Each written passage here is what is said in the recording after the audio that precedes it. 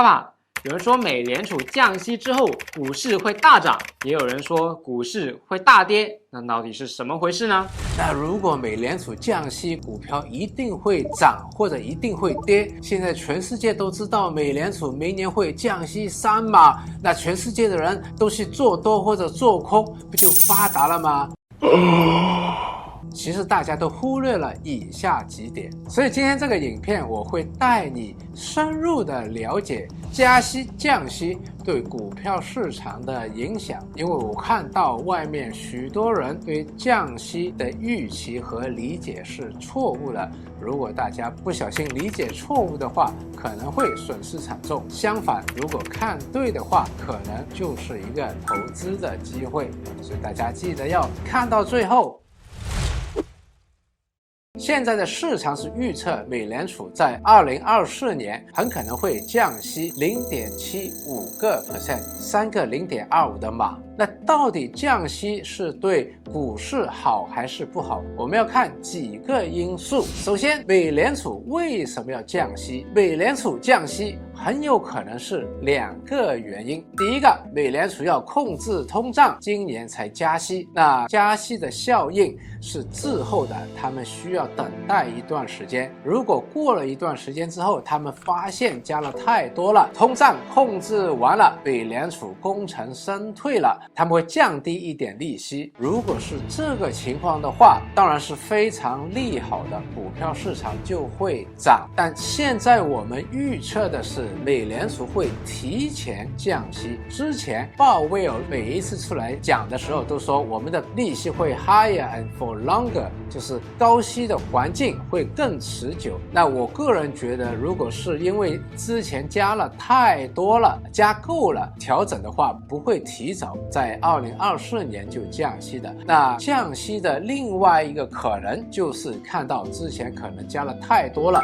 经济开始放缓，再不救就会硬着陆，救不回来了，要赶快降息了。Oh, I see。 那我们看到一个股票的价值取决于它未来的盈利折现到今天这个价值，所以我们要看2个，一个上面是未来的所有的盈利，下面那个分母就是那个折现率，再加上一个风险的溢价。加息的话会使到这个分母大了，使到这个股票的价值就少了。所以降息如果是因为整个经济不好，公司的未来的盈利倒退了，那我们要看到分子正在倒退，虽然分母小了，对股票的价值是有利的。所以这里有2个对冲的力量，经济好，公司赚钱多，有利股价；经济不好，赚钱困难，不利股价。经济不好，美联储降息，折现率低，有利股价。到底谁赢谁输就不知道了。那 to make the things more complicated， 使到事情更复杂的就是市场其实根据他们的预测在偷步。现在市场普遍的是预测美联储明年会降息而涨上去，特别是美股，他们现在可能忽略了为什么美联储要降息，也就是经济会放缓，甚至有硬着陆，有一个经济的衰退，这样的话会导致企业未来的盈利倒退。所以我觉得现在市场是偏向乐观的那一边，当市场看到另外一边经济放缓，企业的盈利倒退的时候，这个时候股价就会跌下来了。这就是为什么我们不是看到股价是一直往上涨或者一直往下跌的。经常我打个比喻， on one hand， 在一只手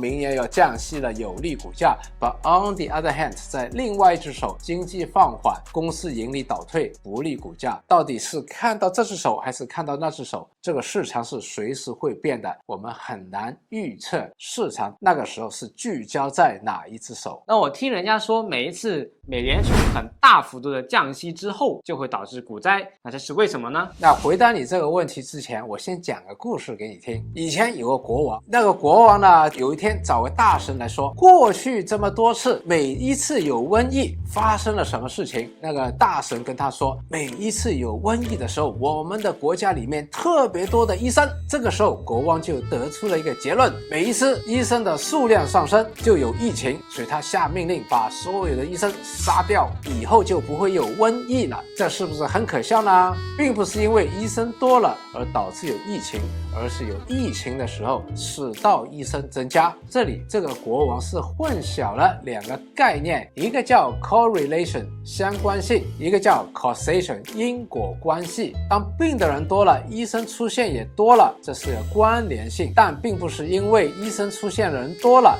生病的人就多了，这叫 causation。所以刚才你那个比喻其实就像这个国王一样，美联储降息是个医生，他要去救的是这个经济。有时候这个医生来得太晚了，经济这个病人已经是病入膏肓了，所以股灾发生了，并不是这个医生不好，不能说医生出现这个病人就会死，这个逻辑是非常不通的。Oh, I see. 那会不会有一个可能是降息之后没有出现经济衰退，而降息本身也是个利好因素，而导致股市上涨呢？我觉得这可能是有的，但如果是这个的话，就可能不会是上半年就会降息，它可能会使到现在这个利息的程度维持更长的时间。那如果它是提前降息的话，可能它看到经济在放缓，如果再不降息的话，就会有硬着陆了。那如果真的发生硬着陆的话，对经济对股票市场都会有损害的。美联储降息是不是买入国债的好时机呢？首先我们要分清楚，一般来说我们说降息是美联储降息，他们降的是短期的 Fed Fund Rate 联邦准备金率或者叫联准率，而在债券市场有不同年期的，一般来说长债是10年和30年的，中间其实是两回事。我们经常看到的一个叫 Yield Curve 孳息图，就是把不同年期的收益率来画一条图，有时候我们会看到越长的年期它的收益率会越高，有时候又会债息倒挂，长债的收益率又会低过短债的收益率，所以我们要小心美国明年降息会不会使到长债的收益率也下降。如果长债的收益率下降的话，那当然债券的价格就会上升，这样的话就会利好债券的价格。美联储降息之后跟其他地区的利差减少了，那对那些地区有什么影响呢？